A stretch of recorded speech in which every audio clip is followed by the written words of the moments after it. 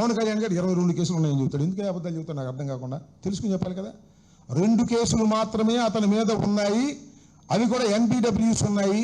ఆ కేసుల్లో కోర్టుకు హాజరు కాకపోవటం వల్ల నేరస్తులుగానే చూడాలి తప్ప వారి కులం చూడకూడదని, నేరం చేస్తే ఎవరినైనా చట్ట ప్రకారం శిక్షించాల్సిందేనని తమ ఉద్దేశమని జనసేన నేత ప్రభుత్వ చీఫ్ బొలిశెట్టి శ్రీనివాస్ అన్నారు.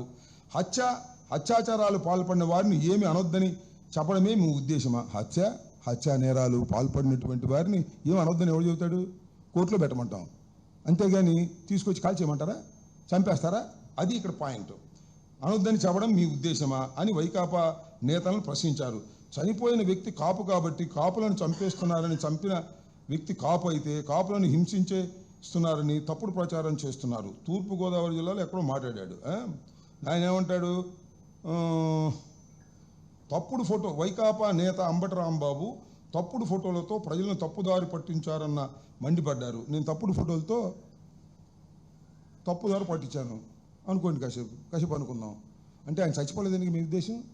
నేను ఇలా కొట్టారని ఫోటోలు ఇచ్చా, మొన్న కూడా చెప్పా. చచ్చిపోయిన వ్యక్తి ఇతను అని ఇచ్చా. ఈ ఫాల్సా? ఈ ఫోటోలు ఫాల్సా? రేపు 19 తారీఖు రిపోర్ట్ ఇచ్చేయండి. ఎందుకు మాట్లాడతారు నాకు అర్థం కాల. ఇంత నీచమైన ఘోరమైన, it is a rare case in ఆంధ్రప్రదేశ్లో కాదు, భారతదేశంలోనే అత్యంత అరుదైన కేసు. కొట్టి చంపటం ఒకటైతే సాక్ష్యాధారాలు లేకోకుండా చేయటం, సీసీ ఫుటేజీలు మాయం చేయటం, ఇంత ఘోరమైన తప్పిదం చేసి అతను నేరస్తుడు, అతను చంపబడలేదు, అతని ఫోటోలు ఫాల్సు, అతను బతికే ఉన్నాడు అని చెప్పదలుచుకున్నారా? 19వ తారీఖున మీరు ప్రొడ్యూస్ చేయండి. అంటే మీ ఉద్దేశం ఏంటి? ఆయన బతికే ఉన్నాడు, నేను చెప్పింది తప్పుడని. నేను 100కి 100 రూపాయలు చెప్తున్నా, అతన్ని చంపేశారు. నేను ఇచ్చిన ఫోటోలు కూడా నేను చాలా స్పష్టంగా చెప్తున్నాను. మీరు అడగండి కోర్టు ద్వారా లేదా పోలీస్ స్టేషన్ ద్వారా. తప్పుడు ప్రచారం చేస్తే ఆ సోర్స్ ఎక్కడి నుంచి వచ్చిందో కూడా చెప్తానని చెప్తే ఏంటన్నీ ఇట్లాంటి పిచ్చి మాటలు మాట్లాడుతున్నారు, జ్ఞానం లేని మాటలు మాట్లాడుతున్నారు. పవన్ కళ్యాణ్ గారి బ్యాచ్ అంతా ఆయన రెచ్చగొట్టి. చాలా చిత్రం ఏంటంటే ఇంకోటి చెప్తా, చంద్రబాబు నాయుడు గారు తెలుగుదేశం మాట్లాడట్లా, వాళ్ళు ఏం మాట్లాడట్లా, ఇతను నేరస్తుడు అందుకే చంపామంటలా. బుర్రలేని ఈ జనసేన పార్టీ అంతా కూడా పవన్ కళ్యాణ్ గారి నాయకత్వంలో ఇవాళ ఈ కుర్రవాడిని చంపడం కరెక్ట్గా మాట్లాడుతున్నారు. ఎంత దురదృష్టం. నాగరాజు వైపున కూర్చొని మాట్లాడుతున్నారు, సిఐ నాగరాజు తరపున మాట్లాడుతున్నారు. సిఐ నాగరాజు ఇంటికి వెళ్ళి నాగరాజును అరెస్ట్ చేయడానికి వీల్లేదని ఉద్యమం చేసే ప్రతి వాడు పవన్ కళ్యాణ్ పంపించిన వాడే. ఏమిటో ఈ అన్యాయం నాకు అర్థం కాలేదు. సమాజం ఎక్కడికి పోతుంది?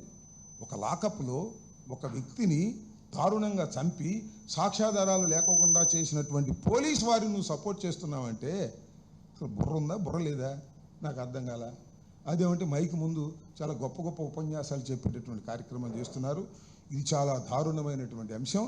నేను మరోసారి చెప్తున్నాను, ఇది చాలా కీలక పరిణామం. కృష్ణలంకలో సీసీ ఫుటేజ్ మాయమవటం పట్ల ఆందోళన చెందవలసిన అవసరం ఉన్నది. పోలీస్ డిపార్ట్మెంట్ వారికి సహకరిస్తున్నది. పోలీస్ డిపార్ట్మెంట్ సహకరించడంతో పాటు నేరస్తుల్ని కాపాడే కార్యక్రమంలో ఉండబట్టే ఈ సీసీ ఫుటేజ్ మాయమైపోయింది. మీకు ఒక విషయం చెప్తా ఇక్కడ. అకార్డింగ్ టు సుప్రీంకోర్టు డెసిషన్, ఏదైనా ఒక పోలీస్ స్టేషన్లో కానీ మరొక చోట కానీ సీసీ ఫుటేజ్ 18 మాసాలు స్టోర్ చేయాలి.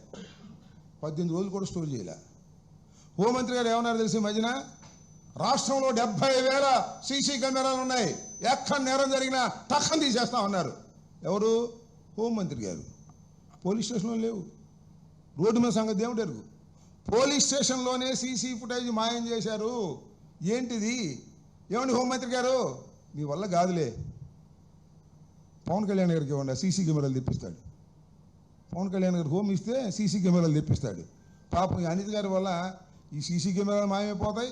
నేరస్తులేమో పారిపోతుంటారు, నేరస్తులనేమో కాపాడుతూ ఉంటారు, పోలీస్ డిపార్ట్మెంట్లో ఉన్న నేరస్తులనేమో రక్షిస్తూ ఉంటారు, సీసీ ఫుటేజీలు పోతూ ఉంటాయి. అందువల్ల డిప్యూటీ సీఎం పవన్ కళ్యాణ్ గారు హోంశాఖ ఇస్తే ఇవన్నీ సెట్ అవుతాయి. అది ఆలోచించండి. ఏమిటి అన్యాయం నాకు అర్థం కాల. హోంమంత్రి గారు అద్భుతమైనటువంటి ఉపన్యాసాలు చెబుతున్నారు మైక్ ముందు. బ్రహ్మాండమైన సీసీ కెమెరాలు, సీసీ ఫుటేజీలు ఉన్నాయి ఈ రాష్ట్రంలో. నేరం జరిగితే 5 నిమిషాల్లో పట్టుకుంటా ఉన్నారు.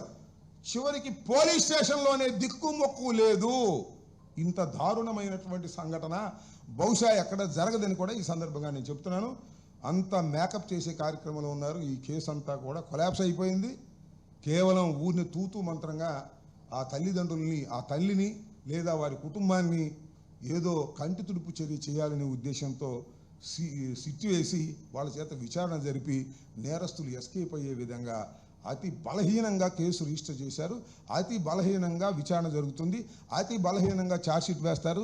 ఇది కొలాప్స్ అయిపోతుంది. కాబట్టే సెంట్రల్ బ్యూరో ఆఫ్ ఇన్వెస్టిగేషన్ కానీ ఎన్ఐతో కానీ ఇది జరిపించవలసిన అవసరం ఉందని డిమాండ్ చేస్తున్నాం. అలా చేయకపోతే బాధితులకు న్యాయం జరగదు. ఇప్పటికైనా పవన్ కళ్యాణ్ గారు జ్ఞానోదయం తెచ్చుకుని నేరస్తుల్ని శిక్షించే కార్యక్రమం చేయాలి. ఇక్కడ నేరస్తులు చనిపోయిన వాడు కాదు, ఇక్కడ నేరస్తుడు చంపినవాడు నాగరాజు అండ్ పోలీస్ డిపార్ట్మెంట్, వారి మీద యాక్షన్ తీసుకోవాలని ఈ సందర్భంగా చెప్పదలుచుకున్నాను. కులాల మధ్య రెచ్చగొట్టే విధంగా వైకాపా నాయకులు ప్రయత్నాలు చేస్తున్నారని వంశీతో పాటు ఇతర జనసేన నాయకులు కూడా చెప్తున్నారు. ఏం జనసేనలో అందరూ మాట్లాడరే, మరి కాపులే మాట్లాడుతున్నారే?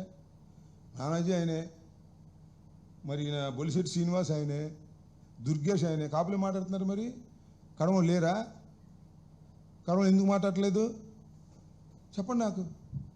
మీ కూటమి ప్రభుత్వం కదా, చంద్రబాబు ఎందుకు మాట్లాడలేదు? వాడు నేరస్తుడు, అందుకే వాడికి శిక్ష పడిందని చెప్పడే. నువ్వు ఎందుకు చెబుతున్నావు? నీ లైన్ ఏంటి, ఆ లైన్ ఏంటి? తెలివిగలవాడు చంద్రబాబు, బుర్ర ఉండోడు, నీకు బుర్ర లేదు, తెలివి తక్కువడివి, అందుకని నేరస్తుని బుధాన వేసుకుంటున్నావు. చంద్రబాబు మాత్రం ఆ విజిలెన్స్ పిలిచి ఓదార్చి, అమ్మ నీకు న్యాయం చేస్తాను, ధర్మం చేస్తాను, నేరస్తులందరూ శిక్షింపజేస్తాను అని మాయ మాటలు చెప్పాడు. నువ్వు మాయ మాటలు కూడా చెప్పలేవు, దొంగ మాటలు చెబుతున్నావు. ఏంటిది నాకు అర్థం కాలే.